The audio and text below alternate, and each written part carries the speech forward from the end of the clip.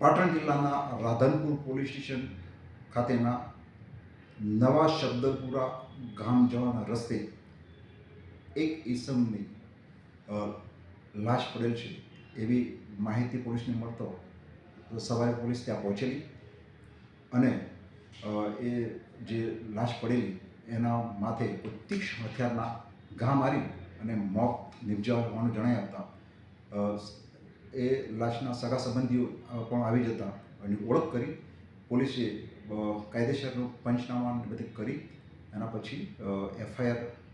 મર્ડરની Radhanpur police station ખાતે નોંધવામાં આવેલ છે, જેમાં ફરિયાદી અબ્દુલભાઈ ઇસ્માઇલભાઈ દાઉદભાઈ ઘાંચી રાધનપુરવાળાએ